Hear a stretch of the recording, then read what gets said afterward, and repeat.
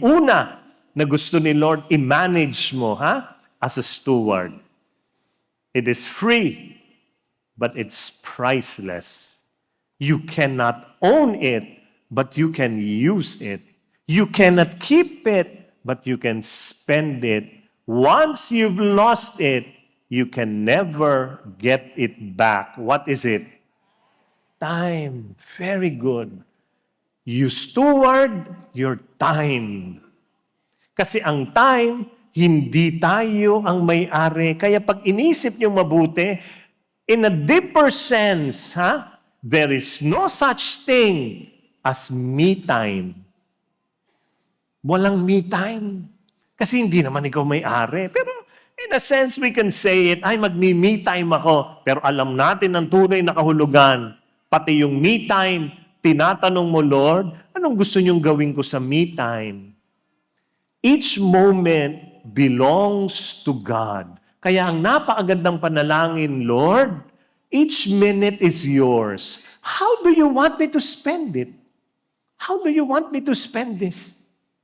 Kaya if you want to give God your entire life, you give each moment to Him. Listen, whether that moment is happy or sad or painful or somewhere in between, you need to offer it to the Lord. Ephesians 5:15, 16 says, so be careful how you live. Be mindful of your steps. Don't run around like idiots the rest of the world does. Instead, walk as the wise. Make the most of every living and breathing moment. Make the most of your time because these are evil times. How do you give God your time? Slow down. Tingnan nyo nga yung katabi nyo. Palagi bang nagmamadali yan? Merong ganyan, yung talagang, kung kumain, talagang, gano'n. Pag tinanong mo, masarap, hindi ko pa alam. Kasi lunon lang ng lunon, nagmamadali, di ba? Yung iba kung magdasal, nagmamadali rin, nag-rosaryo, Hail Mary po, Holy Mary, Hail Mary, Holy Mary. Parang nagkakarera kayo, no? Nagmamadali. How do you give God time? Slow down.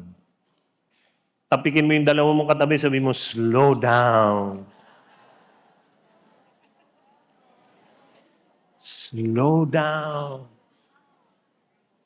Pagkatapos ng feast, lakad kayo ng mabagal. Yung iba, kakatapos ko palang mag-talk, pag upo, umaalis na. Huwag kayong aalis. May papremyo sa huli. Hindi pa kayo nananalo. Di ba? Bagalan nyo. Slow down. Huwag nagmamadali. Ako, dati, grabe ako. Sobra ako. Palagi ako nagmamadali. Alam nyo ba, nung araw to, pupunta ako ng Bohol, magtutok ng 40 minutes, kakain ng breakfast, tanghalian nasa bahay na ako. Ganon ang buhay ko noon. Ngayon, di na. Pag ako inimbitahan mo sa Boracay, sa Bohol, mga 3 days ako doon lumalangoy. 40 minutes talk lang, 3 days ako doon. Nanamnamin ko yun. Bakit? My gosh, yung iba hindi pa nakakapuntang Bohol o Boracay. Ako, andun ako tapos ang ganun lang, wala na. No way. I realized that I need to slow down. Not because I'm old. No. I need to slow down. Why? Because I would like to honor God with my time. Lord, parang si Lord nagpapakita sa'yo, ang ganda-ganda, ba't minadali mo lang? Huwag tayong gagaya dun sa mga iba na pupunta sa isang venue, tatakbo. Tapos, picture. Tapos, sakay ng sasakyan. Dito na lang natin tingnan yung ganda ng view. Diba? Hindi na nakita. Nagmadali. Slow down. I found this prayer, and I want us to pray this prayer. This is about asking the Lord, Lord, slow me down. So let's do this in prayer. Look at the screen, everybody. Slow me down, Lord. Together, slow me down, Lord.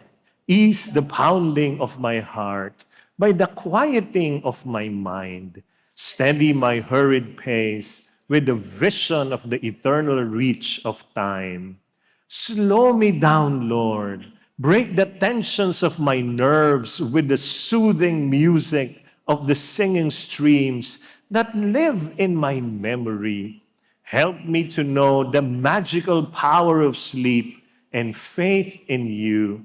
Remind me each day that the race is not always to the swift, that there is more to life than increasing its speed. Slow me down, Lord. Amen. Pag feeling mo nagmamadali ka, sasayangin mo yung oras mo eh. Slow me down, Lord.